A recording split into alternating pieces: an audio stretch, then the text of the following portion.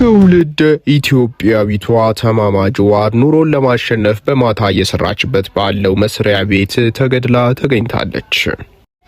እሁድ ኦገስት 24 2005 በቻይልድ ዋልፌር ቤት ኦስሎ ውስጥ መገደሏን ፖሊስ አረጋግጧል።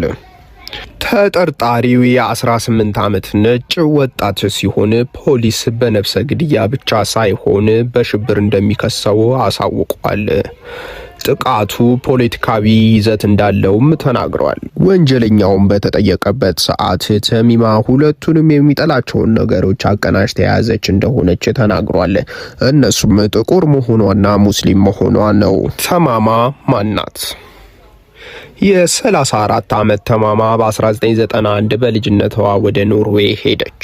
ትውልደ ኢትዮጵያዊቷ ተማማ በበጎነት ስራዋ የምትታወቅ ሲሆን እድሜ ዘመኗን በበጎ ስራዎች እንዳሳለፈች ተገልጿል። የተገደለችበት መስሪያ ቤት የበጎ ስራ የሚሰራ እንደሆነም ታውቋል።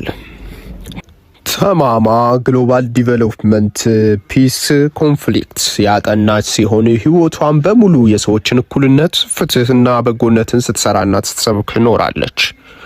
ተማማ በግድያው ቀን የነበራት ስሜት። ተማማ በግድያው ዕለት ለመሄድ ፈራ ተባ ያለች እንደነበረ የመሄድ ፍላጎትም በጭራሽ እንደሌላት የሥራ ባልደረቦቿ ተናግረዋል። ተማማ ከነፍሰ ገዳዩ ጋር በነበራቸው ግንኙነት በተደጋጋሚ ያስፈራራት እንደነበርም ተናግራለች። ይህም ብዙዎችን ያስቆጣ ጉዳይም ሆኗል። ለስራ ባልደረቦቿ እንደፈራችና እንደሚዝትባት የተናገረች ቢሆንም ስራ ባልደረቦቿም ሆነ ጓደኞቿ ነገሮችን ለማስቆም ያረጉት ነገር የለም። መስሪያ ቤቱም ያን እያወቁ በዛ ዕለት ብቻዋን በምሽት ፈረቃ ላይ መመደቧ ብዙዎችን አስቆጥቷል። ተማማ በተናገረችው ነገር ብቻ ሞትን ማስቀረት ወይም ጉዳት መቀነስ ይቻል ነበር ሲሉ ቁጣቸውን ገልጸዋል። ፖሊስም በምትሰራበት መስሪያ ቤትና በስራ ባልደረቦቿ ላይ ምርመራ እያደረገ እንደሆነ ተናግሯል። ከተማማ ሞት በኋላም ሀገሪቱ ከባድ ድንጋጤና ሽብር ውስጥ ነበረች። ሀገሪቱም በስካንዲኔቪያን ጥግ የምትገኝ ዲሞክራሲ የሰፈነባትና እኩልነት የሚታይባት ሀገር እንደነበረች ብዙዎች ይመሰክራሉ። እንደዚህ አይነት የሽብር ጥቃቶችና ወንጀሎች በኖርዌይ ውስጥ ብዙም ያልተለመዱ በመሆናቸው ሀገሪቱ ድንጋጤና ሽብር ውስጥ ፍርሃት ላይ ወድቃለች።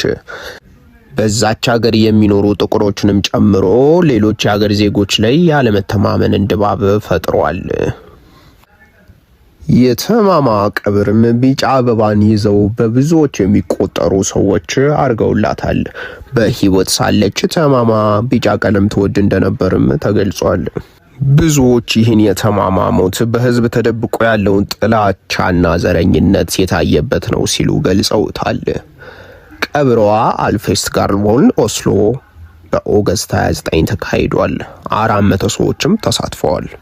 በዚህ አጋጣሚ ጣቢያችን ሃቲቪ በኖርዌይም ሆነ በስካንዲኔቪያን ሀገሮች በተለያየ ሀገሮች የተሰዳችሁ የምትገኙ ኢትዮጵያውያን በሙሉ ራሳችሁን ከእንደዚህ አይነት አደጋ እንድትጠብቁ፣ ነገሮች አጠራጣሪ መስለው ከታዩአችሁም ቀጥታ ለፖሊስ እንድታመለክቱ ያሳስባል። ስለተከታተላችሁን ከልብ እናመሰግናለን። የተማማን ጉዳይ ከስር የምናቀርብ ይሆናል። ለተማማ ቤተሰቦች፣ ወዳጆች፣ ጓደኞች እንዲሁም በዚህ ዜና ልባችሁ ለተሰበረ ኢትዮጵያውያን በሙሉ መጽናናትን እንመኛለን። ያዕለሙሃ ኢላሁ ነምኒ ገርቴ ተሚማ ሳይበን ተሚማዳ ነምኒ ዋቢራ ቀብደን akka saahibaatti namni takka liqii fuutan nisti kennatan takka hoo namni gartee amaanaa biraa qabdan namni bakka jiru yootiin gartee waan hubachiiftanii akka waan san deebisu. HTV Ethiopia.